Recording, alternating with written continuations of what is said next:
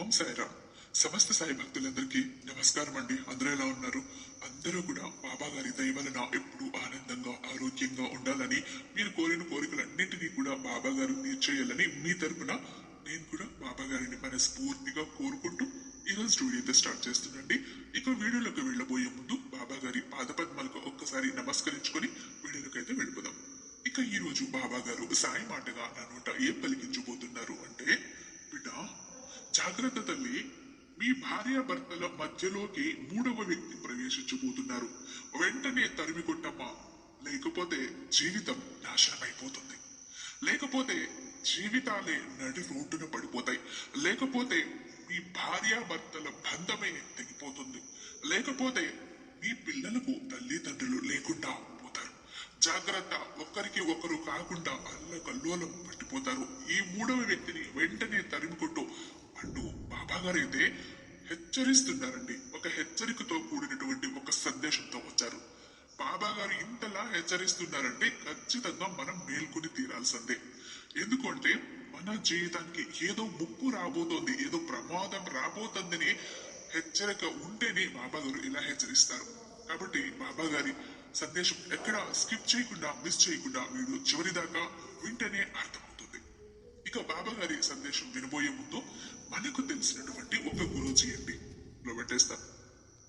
ఒక్కదానికి చూపిస్తుంది, అలాంటి వాటికి తప్పకుండా షేర్ చేసి చూడండి. ఇక బాబా గారు అయితే ఈరోజు ఇలా అంటున్నారండి, బిడ్డ జాగ్రత్త, మీ భార్యాభర్తల మధ్యలోకి మూడవ వ్యక్తి ప్రవేశించబోతున్నారు. ఆ వ్యక్తి రాకతో నీ జీవితం ఎంత అల్లకల్లోలం అయిపోతుంది అంటే, ఎంతలా తారుమారైపోతుంది అంటే, మీ భార్యాభర్తల మధ్య ఎంత గొడవలు వస్తాయి అంటే, ఒక చిన్న కథ రూపంలో చెప్తాను, జాగ్రత్తగా విను తల్లి. ఎందుకంటే నీ జీవితానికి సంబంధించిన కథ కాబట్టి జాగ్రత్తగా ఒక్క 2 నిమిషాలు వినమ్మా. నీ సాయి మాటను పొరపాటును కూడా నిర్లక్ష్యం చెయ్యకు. చివరిదాకా విను. వింటేనే నీ జీవితం ఎంత ప్రమాదంలో ఉంది అన్నది నీకు అర్థమవుతుంది అంటూ బాబా గారు ఈరోజు కథ చెప్పటం మొదలు పెట్టారండి. ఒక అడవిలో 2 జంట గద్దలు నివసిస్తూ ఉన్నాయి. అవి చాలా సంతోషంగా ఉండేవి. వాటికి ఒకదానిపై మరొక దానికి చాలా ప్రేమ ఉండేది. వాటితో పాటు అదే అడవిలో నివసించే మిగిలిన పక్షులు, జంతువులు అన్నీ కూడా ఆ 2 గద్దలను చూసి చాలా ప్రేమగా ఉంటున్నాయని చెప్పుకునేవి. ఆ గద్దలు ఎప్పుడూ కూడా గొడవ పడేవి కావు. ఎక్కడికి వెళ్ళినా జంటగా వెళ్ళేవి. ఎప్పుడు ఒకదాన్ని వదిలి మరొకటి ఒంటరిగా ఉండలేవు. ఒక గద్ద నిద్రపోతే మరొక గద్ద మెలకువగా ఉండి కాపులాగా ఉండి రక్షణ ఇస్తూ ఉండేది. ఈ విధంగా ఒక గద్దపై ఇంకొక గద్ద చాలా ప్రేమను చూపిస్తూ ఉండేది. ఒక గద్ద ఇంకొక గద్ద కోసం ప్రాణాలు ఇవ్వటానికి కూడా సిద్ధపడేది. ఇది నిజంగా ఒక గద్ద ఇంకొక గద్దపై చాలా ప్రేమను చూపిస్తూ ఉండేది. ఇంకా ఇలా ఇవ్వటం, ఇలా ప్రేమగా ఉండటం ఆ అడవిలో ఉన్న కొన్ని జంతువుల్లో పక్షులు అసూయపడేవి ఈ జంట గద్దలను చూసి. ఇవి ఎంతో ప్రేమగా ఉంటూ ఓ గద్ద తప్పు చేస్తే మరో గద్ద హెచ్చరిస్తూ వాటి తప్పులను సరిదిద్దుకుంటూ వెళ్ళేవి. ఇలా వీరి మధ్య గొడవలు ఉండేవి కావు. ఏదైనా గొడవ వచ్చినా ఒక్క క్షణంలో తీరిపోతూ ఉండేది. ఒక గద్దపై మరొక గద్ద ఎప్పుడూ కూడా ప్రేమను చూపిస్తూ ఉండేది. ఈ గద్దల పక్కనే ఒక కాకుల జంట కూడా ఉండేది. ఆ 2 కాకులు ఎప్పుడు గొడవ పడుతూ ఉండేవి. ఈ జంట గద్దలను చూసి ఆ కాకులు ఎప్పుడూ కూడా ఏడుస్తూనే ఉండేవి. ఆ కాకుల్లో ఒక మగ కాకి ఇలా అనుకుంది, ఈ 2 గద్దలు ఎంతో ప్రేమగా ఉంటున్నాయి, నా భార్య నాతో ఇంత ప్రేమగా ఎప్పుడూ ఉండటం లేదని ఆలోచిస్తూ ఆ కాకి అనుకుంటుంది ఇలా, ఏ విధంగా అయితే నా భార్య నాతో గొడవ పడుతుందో అదే విధంగా ఈ 2 గద్దలు కూడా గొడవ పడాలి, ఇద్దరు సుఖంగా ఉండకూడదు అని తన మనసులో ఆలోచిస్తూ ఇద్దరి మధ్యలో ఎలాగైనా గొడవ పెట్టాలని అనుకుంది ఈ కాకి. మరి ఈ కాకి ఎంత పేదది అంటే, దాని దగ్గర తినటానికి కనీసం తిండి గింజలు కూడా ఉండేవి కాదు, ఆహారం కూడా ఉండేది కాదు. ఎందుకంటే ఆ కాకులు ఎప్పుడూ కూడా గొడవ పడుతూనే ఉండేవి. ఆహారం కోసం కష్టపడేవి కావు. వాటి ఇంట్లో లక్ష్మీదేవి నివసించేది కాదు. వారు చాలా అంటే చాలా దరిద్రులు. వారి ఇంట్లో లక్ష్మీదేవి వెళ్ళటానికి కూడా ఇష్టపడేది కాదు. ఆ గద్దల దగ్గర అపారమైన సంపద ఉండేది. వారికి ధనానికి లోటు లేదు, దేనికి కూడా లోటు అన్నదే లేదు. వారి జీవితం చాలా సంతోషంగా ఉంది. వాటిని చూసి ఆ కాకులు ఏడుస్తూనే ఉండేవి. ఒకరోజు మగ గద్ద ఒంటరిగా ఉన్నప్పుడు కాకి దాని దగ్గరకు వెళ్లి, నీ భార్య వేరే వారిని ప్రేమిస్తుంది, నీ భార్య ఎవరితోనో మాట్లాడటం నేను చూశానని గద్దతో లేనిపోని మాటలన్నీ కూడా చెబుతుంది. ఆ గద్ద ఈ మాటలను ఈ చెవిని విని ఆ మరో చెవితో వదిలేస్తుంది. మళ్ళీ ఇంకొక గద్ద ఒంటరిగా ఉన్నప్పుడు ఆ కాకి వెళ్లి, నీ భర్త వేరే గద్దను ప్రేమిస్తూ ఉన్నాడు, నిన్ను ఏదో ఒక రోజు వదిలేసి వెళ్ళిపోతాడు, నిన్ను మోసం చేస్తాడు, నువ్వు నీ భర్తను నమ్మకు అని చెబుతుంది ఈ కాకి. ఆడగద్ద కూడా ఆ చెవితో విని మరో చెవితో వదిలేస్తుంది. అది విన్న తర్వాత కూడా ఆ రెండు గద్దల మధ్యలో ఎటువంటి గొడవలు జరగవు. ఎందుకంటే ఆ గద్దలకు వారి మీద పూర్తి నమ్మకం ఉంటుంది. ఆ కాకి మాటలు నమ్మవు. ఆ కాకి చెప్పిన మాటలను ఇలా విని అలా వదిలేస్తూ ఉంటాయి. అయినా కాకి వాటి మధ్య ఎలాగైనా సరే గొడవలు పెట్టాలని ఆలోచిస్తూనే ఉంటుంది. నేను వీళ్ళిద్దరికి ఎంత చెప్పినా వినటం లేదు కదా, అయినా వీళ్ళిద్దరి మధ్య గొడవ జరగనే లేదు, ఏం చేస్తే వీరిద్దరూ గొడవ పడతారని ఆ కాకి ఆలోచిస్తూ తన భార్యతో కూడా ఇలా అంటుంది. అప్పుడు ఆ కాకి ఇట్లా చెప్తుంది, అవి రెండు విడిపోవాలి అంటే మనం ఒక పని చేద్దాం, మనిద్దరం ఎలాగైనా సరే గొడవ పడకుండా కలిసి ఉండాలి, అలా కలిసి ఉండి మనిద్దరం కూడా ఈ పని చెయ్యాలి, ఈ రెండు గద్దలను విడదీసే ఉపాయం చెయ్యాలి. అప్పుడు మగ కాకి చెబుతుంది, సరే నువ్వు ఈ రోజు నుంచి మన ఇంట్లో ఏ గొడవ పెట్టకుండా ఉంటే మన ఇద్దరం కలిసి ఆ రెండు గద్దలను విడగొట్టచ్చు అని. ఆ మాటలు విన్న ఆడకాకి, సరే ఈ రోజు నుంచి మన ఇద్దరం అస్సలు గొడవ పడద్దు, మన ఇద్దరం కలిసి ఆ రెండు గద్దల మధ్య ఎలాగైనా గొడవ పెట్టాలి, ఆ రెండు గద్దల మధ్య ప్రతిరోజు గొడవ జరగాలి, అది చూసి మనం చాలా సంతోషంగా ఉండొచ్చని ఆడకాకి మగ కాకితో చెబుతుంది. దానికి మగ కాకి కూడా ఒప్పుకుంటుంది. ఆ రెండు గద్దలు ఎప్పుడు ఒంటరిగా ఉంటాయో అప్పుడు ఆ రెండు కాకులు వారి మధ్య గొడవలు పెట్టే ప్రయత్నాన్ని చేస్తూ ఉండేవి. మగ గద్దతో అనేవారు, నీ భార్య వేరే వారిని ప్రేమిస్తోంది అని. మరియు ఆడగద్దతో చెప్పేవి, నీ భర్త వేరే గద్దతో మాట్లాడటం మేము చూసాము అని. ఇలా రోజు ఏదో ఒకటి చెబుతూనే ఉండేవి ఆ కాకులు. చాలా రోజుల వరకు ఆ రెండు గద్దలు వింటూనే ఉన్నాయి, కానీ కాకులపై ఎలాంటి నమ్మకము లేదు. వారి కాకుల మాటను పట్టించుకునే లేదు. కానీ పోను పోను కొన్ని రోజులకు ఏమైంది అంటే మెల్లిమెల్లిగా అనుమానం అన్నది మొదలైంది. అనుమాన బీజం అన్నది పడింది. అది పెరిగి పెరిగి పెద్ద మహావృక్షంలా మారటానికి ఎంతో సమయం లేకుండా పోయింది. కొన్ని రోజులకు గద్దలకు ఒకరిపై ఒకరికి అనుమానం కలగటం ప్రారంభమైపోయింది. ఆడగద్ద అనుకుంది, కాకి నా మంచి కోసమే చెబుతుంది కదా, నా భర్త నిజంగానే వేరే ఎవరినైనా ప్రేమిస్తున్నాడా, నేను జాగ్రత్తగా ఉండాలి, తనపై ఓ కన్ను వేసి ఉండాలని అనుకుంటుంది. ఇక మగ గద్ద కూడా, నా భార్య ఏదైనా తప్పు చేస్తుందా, నేను నా భార్యను గమనించాలని అనుకుంటుంది. ఇద్దరి మనసులో కూడా మెల్లిమెల్లిగా అనుమానం అనే మొక్క చిగురించింది. మగగద్ద ఎవరితో మాట్లాడినా నీ గురించే నీ భర్త ఇతరులకు చెడుగా చెబుతున్నాడని కాకి అనేది. కాకి ఇలా చెబుతూ ఉండేది. ఇక ఆడగద్ద ఎవరితో మాట్లాడినా కూడా లేనిపోనివి కల్పించేది. ఆడగద్ద వేరే గద్దతో మాట్లాడితే ఆ గద్దని నీ భార్య ప్రేమిస్తోందని కాకులు చెప్పేవి. ఈ మాటలన్నీ విన్న రెండు గద్దలు గొడవ పడటం మొదలుపెట్టాయి. వారి మధ్యలో అనుమానం పెరిగిపోయింది. ఆ జంట గద్దలు కాకులు చెప్పే మాటలను పూర్తిగా నమ్మటం మొదలుపెట్టాయి. ఎప్పుడైతే రెండు గద్దలు ఒక చోట ఉంటాయో అవి అప్పుడే గొడవ పడటం ప్రారంభించేవి. ఒక గద్ద ఇంకొక గద్దతో అనేది, నిన్న నువ్వు వేరే వారితో మాట్లాడటం చూశాను అని అంటే, నేను కూడా నువ్వు వేరే వారితో మాట్లాడటం చూశానని రెండు గద్దలు కూడా గొడవ పెట్టుకునేవి. నువ్వు వేరే వారితో మాట్లాడటం చూశాను, నీ ముఖం చూస్తుంటే నాకు అసహ్యం వేస్తోందని మగ గద్ద అంటే, నీ ముఖం చూడటానికి నాకు ఇష్టం లేదు అని ఆడగద్ద అనేది. ఇద్దరి మధ్య చాలా గొడవలు జరిగేవి. ఇద్దరు కూడా ఒక చోట కూర్చోటానికి ఇష్టపడేవి కావు. ఏ విధంగా అయితే కాకుల మధ్య గొడవలు జరిగేవో అదే విధంగా గద్దల మధ్యలో కూడా గొడవలు జరగటం మొదలయ్యాయి. ఉదయం రాత్రి తేడా లేకుండా ఒకరంటే ఒకరికి పడకుండా పోయింది. రెండూ కూడా ఆహారం తేవటానికి వెళ్ళేవి కాదు.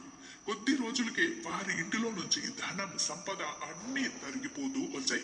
లక్ష్మీదేవి ఆ ఇంటి నుంచి వెళ్లిపోయింది. దానితో వారికి తినటానికి తిండి లేక ఎన్నో కష్టాలను అనుభవిస్తున్నాయి ఈ గద్దలు పిల్లలు. ఇది చూసిన రెండు కాకులు ఎంతో సంతోషంగా ఉన్నాయి.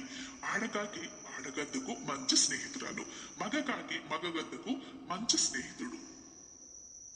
వీరు మంచి స్నేహితులైనప్పటికీ గద్దలు సంతోషంగా ఉండటాన్ని కాకులు చూసి ఊర్వలేకపోయాయి. ఆ రెండింటిని పాతాళానికి లాగేయాలని, పాతాళానికి తొక్కేయాలని ఎన్నో ఆలోచనలు చేశాయి. చివరికి పాతాళానికి తొక్కేశాయి. తినటానికి తిండి లేకుండా రెండు గద్దలు కష్టాలను అనుభవిస్తున్నాయి. తినటానికి తిండి లేకుండా రెండు గద్దలు కూడా కష్టాల పాలన చేసేసాయి.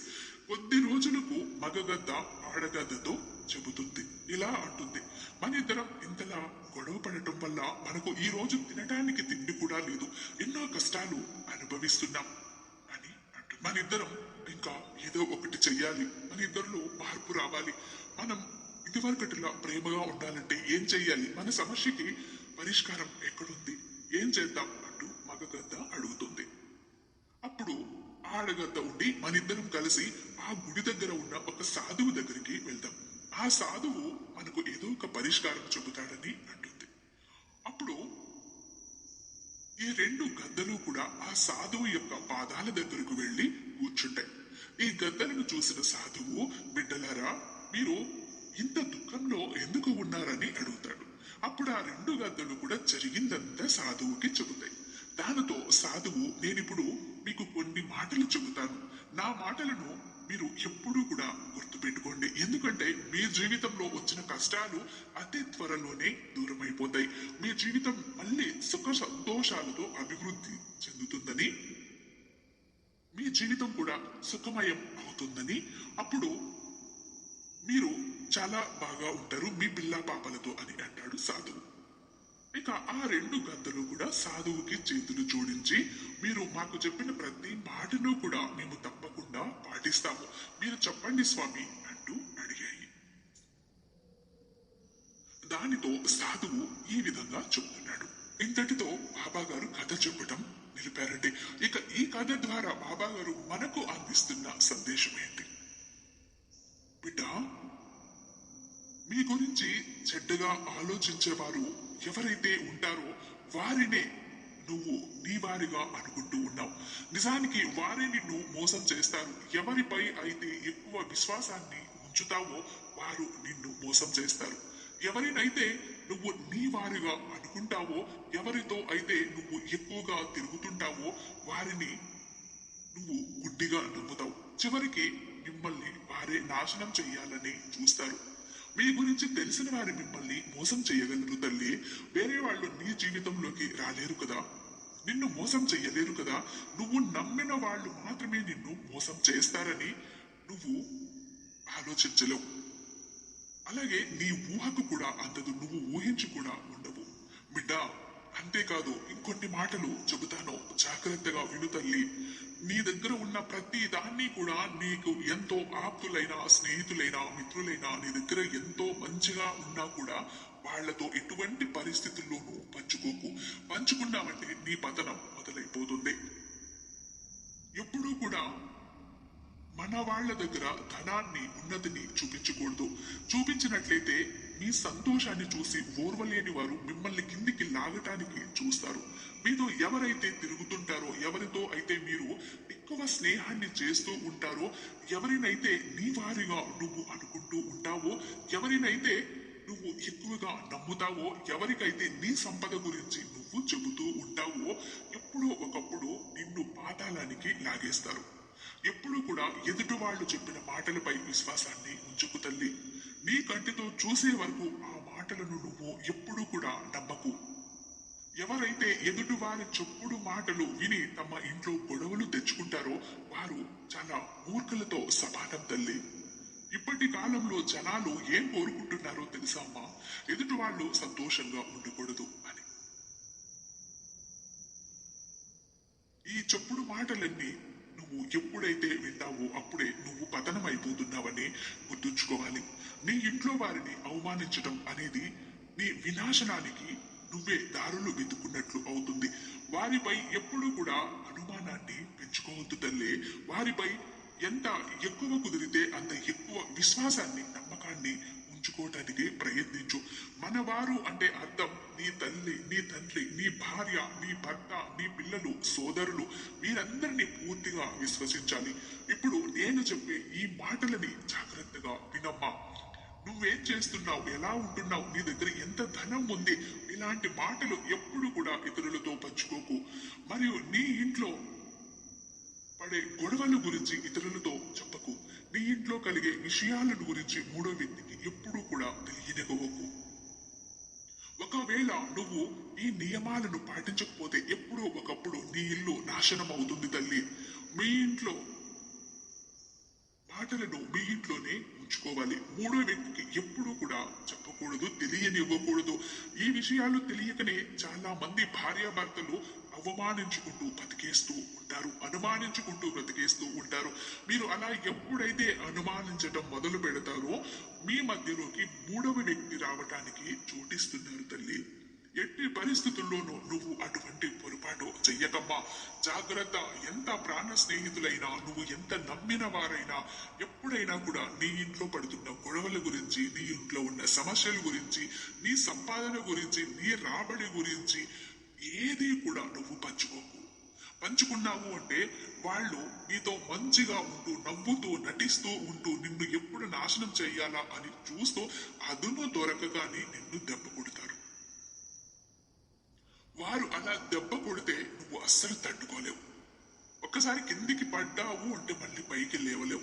నీ సంసారమే, నీ జీవితమే విచ్ఛిన్నం కావాల్సి వస్తుంది. జాగ్రత్త బిడ్డ. మూడవ వ్యక్తిని నీ జీవితంలోకి ప్రవేశించనివ్వకు, పాతాళానికి తొక్కేస్తారు అంటూ బాబా గారైతే ఈరోజు చాలా చాలా అద్భుతమైన సందేశాన్ని అందించారండి. నిజానికి మన లైఫ్లు అయితే ఇలానే ఉన్నాయి. మన జీవితంలో జరిగే ప్రతి ఒక్క దాన్ని కూడా మనకు తెలిసిన వారికి, తెలియని వారికి, అయిన వారికి, కాని వారికి అన్ని చాటింపు వేసేస్తూ ఉంటాం. నలుగురి కళ్ళల్లో పడి ఆ నరదృష్టికి అన్నదానికి మనం లోన్ అవుతూ ఉంటాం. ఒక్కొక్కసారి నరదృష్టి మన మీద పడింది అంటే భార్యాభర్తలు గొడవలు పడతారు. మనం ఎంత ఉన్నత స్థానంలో ఉన్నామో ఒక్కసారి ఆఘాతానికి కూడా పడిపోతూ ఉంటాం. ఇంకొకసారి వీళ్ళు ఇంత సంతోషంగా ఎలా ఉన్నారు, వీళ్ళ మధ్య ఎలాగైనా గొడవలు పెట్టాలని చూసే వాళ్ళు చాలా మంది ఉంటారండి. మనం ప్రాక్టికల్ గా చూసినట్లయితే కూడా భార్యాభర్తల మధ్య గొడవలు పెట్టి సంతోషపడే వాళ్ళు చాలా మంది ఉంటారు. మనం ఏ చిన్న అవకాశం ఇచ్చినా నా ప్రాబ్లం ఇలా ఉంది, ఆయన నాతో ఇలా ఉన్నాడు, నా భార్య ఇలా ప్రవర్తిస్తోంది అని పొరపాటుని చెప్పాము అంటే దాన్ని అక్కడికక్కడ సాల్వ్ చేయాలి, సరిదిద్దాలి, చక్కబెట్టాలి అన్న ఆలోచన వదిలేసి ఇంకొంచెం అగ్నికి ఆజ్యం పోసినట్టు వాళ్ళ మాటలతో ఇంకొంచెం మరచబడతారు. ఇక అది ఎంత దాకా వెళ్తుందంటే భార్యాభర్తలు దూరం అయ్యే వరకు కూడా వెళ్తుంది.